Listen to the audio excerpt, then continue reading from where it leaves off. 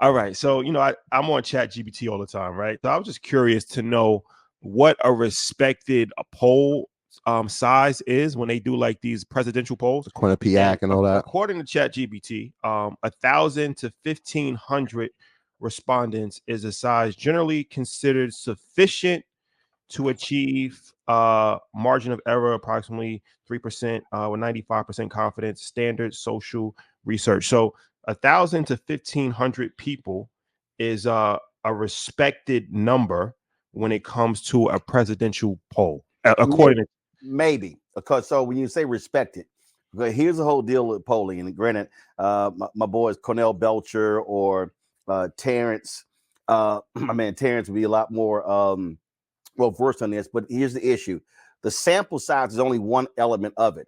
You then have to then look at the other tabs, and that is what's the percentage of the breakdown. So, for instance, NBC dropped a poll this weekend, and it talked about President Biden's low approval numbers. But then my buddy Matt Barreto, who is one of the top Latino posters in the country, Matt then looked at the crosstabs and said, okay, well, who's actually in that? And what the NBC poll showed was like, for instance, he tweeted, Latino sample wasn't weighted to the actual demographics of nativity, ethnic origin, language preference, state or educational attainment. He then said that the exact same poll showed a sample size of 72% white. 2020, the vote was 67% white. So that poll had 5% more white people. It had a plus 13% conservative ideology. Only 30% of the poll were self-ID'd as Democrats. So when you now look at the poll, and it shows that in the general election, according to their poll, Donald Trump would get 47%, Joe Biden would get 42%. Well, if the poll has fewer Democrats, more white voters, Republicans get more white voters, and more conservative voters, that's going to explain why Donald Trump is going to have a higher percentage. So that's the mistake we look at. Plus, polling is also a snapshot in time. When a poll drops, that poll could have been put into the field a week ago. Okay. And so it's a snapshot in time. So the reality is, when you look at presidential polling, any polling that's taken place up until now through June is absolutely irrelevant. It's completely irrelevant because in 2012, the presidential election of 2012, you go back to November of 2011, it was polling data was showing, President Barack Obama is in trouble. He was behind Republican candidates. Now, I'm not saying that Biden's low poll numbers are not a concern, but the problem is when people are so infatuated with polling data, they're not fully understanding that market conditions change, things change on a daily basis. Also, if you look at a lot of the issues with Biden's poll numbers, a significant portion of that is because it's a lot of people who don't want him to run for a second term, a lot of Democrats. Now, here's what they never ask. Okay, you want another candidate, but if Biden is the choice, will you vote? That question is never asked. And so I'm going to go back to the last point, polling. People might remember the polling for the Affordable Care Act is awful. Americans don't like it. When you went inside of the polling, what you discovered is that the Democrats who were interviewed in the polls, they wanted, oh my God, escaped me, when it comes to full cost for medical coverage. So they were against the Affordable Care single payer system. They were against the Affordable Care Act because they wanted a single payer system. So it skewed the numbers. So people saying majority of Americans are against it. No, not a majority of Americans are against it. A lot of those Americans wanted something broader. That's the problem when you start looking at these polls and how they're broken down. Well, that's a very eloquent education on it. But what I was saying was that we did a poll, the Earn Your Leisure poll, and we asked who people were going to vote for, and we had 5,000 people. So pretty sizable number, and majority of our audience is millennials, 24 to 44, 60% a male, 40% woman, and probably 95% Black American, right? And 51% of the people that voted in our poll voted for Trump. So that's pretty alarming for Democrats, right? But here's the question, though. How did you break down that? So, for instance, do you have a breakdown of how many people, of the percentage of the people who actually voted in it? How many of them identify as conservative, identify as liberal? How many identify as Republican? How many of them identify as Democrat? How many identify as independent? Do you have that information? So we don't have the information. So here's the problem. So you may have, and again, and when you sent it out, how was it sent out? It was just a vote on. No. On what platform? Instagram. Gotcha. So of that, did you know who was actually voting? No. So that poll could have been shared, let's say, on a MAGA website, and they could have come over to vote. But here's the thing about that, because the people will say like there's Russian bots, So we talked earlier about investing, where it's like, I knew that Meta was a good company because I used the product. Sometimes you just have a sense, right? Got it. And I feel like I have a sense of what's going on in the Black community, especially for Black men, right? And there's a lot of Black people, millennials, that support Trump. Gotcha. And what I'm saying, but that's also anecdotal. If you actually see again, this is why I'm asking the questions in terms of how was your survey or poll? How was it weighted? When you look at the polls, a poll is a mathematical, it's an algorithm. That's what it is. Okay. But there are factors that are placed into it. Yours didn't.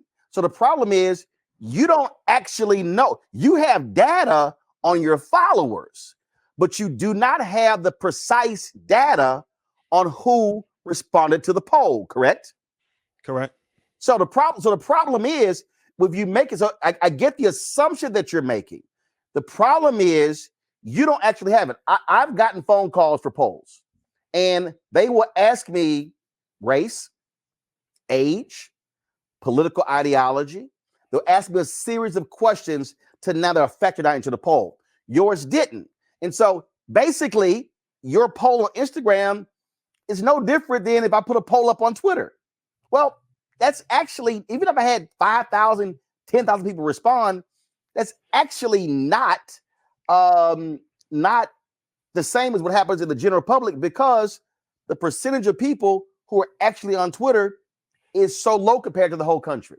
Now, when you talk about what you're hearing, let's understand this here. And I've been tracking this. I graduated from college in 1991.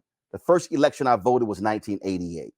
And so I have paid attention to Black voting patterns and also how Blacks self-identify.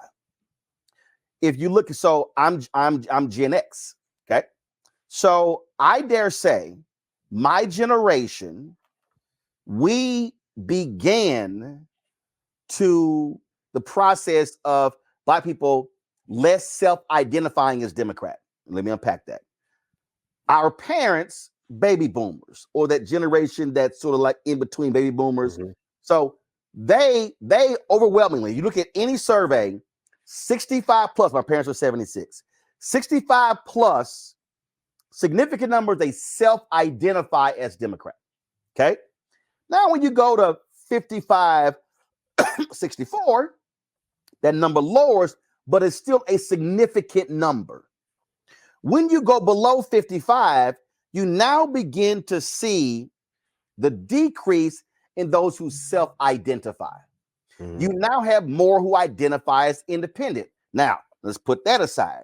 Now you go to, okay, you might not self-identify as a Democrat, meaning I'm a Democrat, I'm a liberal, I'm a progressive, but now what's your voting pattern?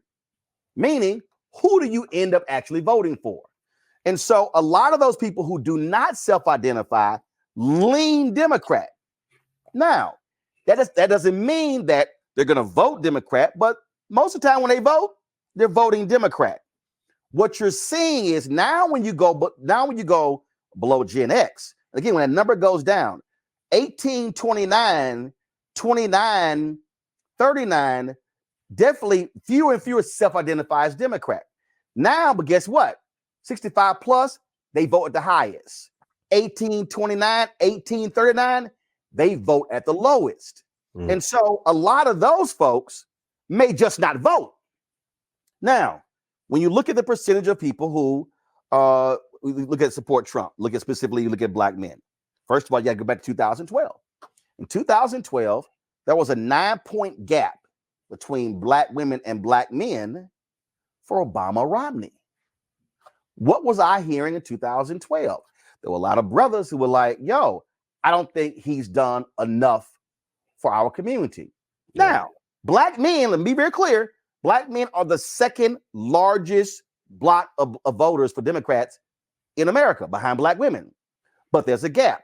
That gap now went from 9 to 13 in 2016. Then you saw the gap increase to 2020. And so now you also factor in different things, an increasing number of African Americans who own businesses, who are entrepreneurs, also an increasing number of black people who make six figures about, I'm voting on tax cuts. I don't give a damn about nothing else. I don't give a shit about civil rights. I don't care about voting rights. I'm voting on tax cuts alone. So you got to factor in those people. And so when Trump was president, when he lowered the tax rate and the individual tax rate and the corporate tax rate, I know brothers and sisters who own businesses who were like, yo, that added $200,000, $300,000, $400,000, $500,000 to my pocket. And so they're voting that way. Then you have others who look at this thing in a more holistic way. And so to understand what's going on with black voters, it literally is as far as we get further away from the black freedom movement, some call the civil rights movement, you're seeing a change in voting patterns. But the reality is, overwhelmingly, numbers still are the numbers. Black people sit back and go, if I look at two parties, just period, in terms of issues that I believe in, they line up more with Democrats than they do with Republicans. Now, Republicans also gotten smarter in that they're like, okay, you know what? How do we keep getting our ass kicked? Because we ignore black people. So let's take Brian Kemp. Most of the time, a Republican will say, man, I ain't even talking to them. Like, I ain't even showing up. Brian Kemp was able to thwart Stacey Abrams in that he actually showed up to black stuff. And there are black people who are like, well, I give so-and-so credit just for showing up. And so you see now Republicans putting money in different initiatives because they ain't trying to get 40% black vote. They're not going to get it. Their focus, though, if they can peel off, depending upon the state, 2, 3, 4, 5%, that changes the equation.